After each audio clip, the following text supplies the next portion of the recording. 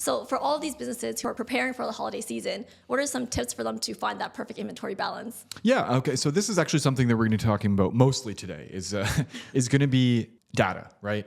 Analyzing historical data. That's going to be huge. Collecting data, analyzing that data is basically the best weapon that you have at this time of year, right? So you're going to be able to use the data that you have from your sales from previous years to kind of help inform your decision making for the year that you're in, right? You're going to be able to see, peak days, what products are selling really well, things like that, right? So it's all about your data. Can you dive deeper into how to analyze the sales data and forecast demand? Yeah, absolutely. So I guess for this, why don't we use like a fake company, like an electronics store, for example, right? We'll use them as an example. Let's say that they're gearing up for the holiday season and they really need to know what kind of inventory, what kind of stock they're going to need to order for this time.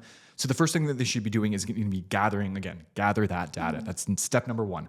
Go over your previous years in the holiday season, kind of take a look at that data, crunch those numbers, and really identify, those peak seasons, things like, Black Friday, Cyber Monday, Christmas Eve, if you're a Commonwealth country, Boxing Day, like here in Canada we have, right? Take a look at those things and really take a look at the products that are selling really well.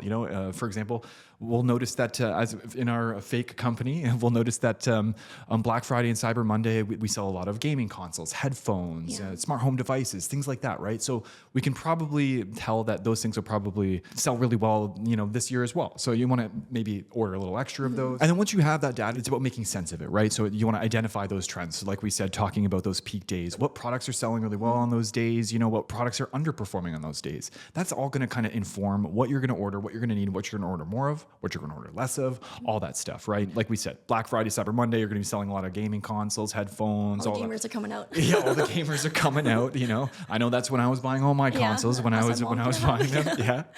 And then there's stocking stuffers too, like wireless earbuds, portable charging devices, all that kind of stuff. So if you really gather your data and look at those trends, you're going to be able to get a good idea of what's to come from judging by what has happened in the past, right? And then once you're crunching those numbers, you can even take it a step further and really segment the data, like really, really break it down more granular. Product categories, product types. You also want to take a look at demographics, right? You'll probably notice that younger people, 18 to 30, those are the people who are going to be buying like the gaming consoles and the headphones and all the fancy tech and stuff like that. And maybe the older audience, the 30s to 50-year-olds, they're getting more of like the smart home devices, the Ring cameras, things like that, right? They're more geared towards their demographic. But it's not even just demographics as far as like age and stuff like that, but think about region as well. Region is actually really important when you think about spending habits, right? It definitely depends on your lifestyle. Exactly. It all depends on your lifestyle for sure. And then of course, no matter how well you plan, no matter how much you crunch that data and you make the perfect demand forecast, you're always going to have to factor in external factors, right? There's always going to be things that are happening that are outside of your control. Things like what's the state of the economy like? Are we going through recession? Are we going through a pandemic? Again, and we bring that up because of course it's the most obvious example, right? Politics can also play a role too, but also just even looking at market trends, right?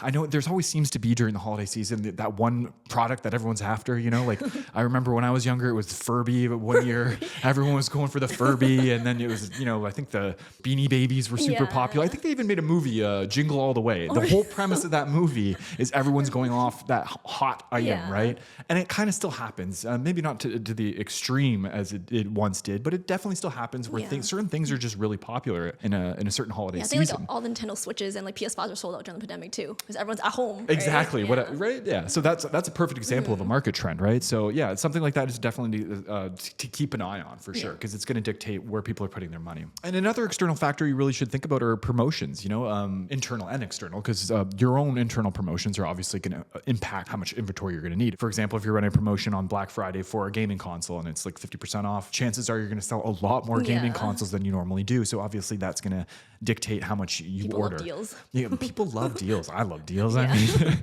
right? But it's not just your promotions, but it's other people's promotions as well, right? So if you're your competitor, they're selling a lot of TVs, for example, and they have a lot of TVs on sale, chances are that people, that's probably what they're looking for. That's where they're going to be spending their money. You're probably going to have to combat those. If they have like every TV's on sale, you'll probably have to do not maybe every TV, but you'll have to do a few that are going to be competitive sales. The price wars, exactly. Yeah. Yeah. So I mean, all the external factors, all of the data put together. Once you kind of put all that in a blender and you mix it all up, that should generally give you a good idea of what you're going to need for the holiday for your demand forecasting. That's a really thoughtful helpful example. So just to recap, the 4 main points are: number 1, gather data; number 2, identify the trends; number 3, segment the data; and number 4, adjust for external factors. You got it.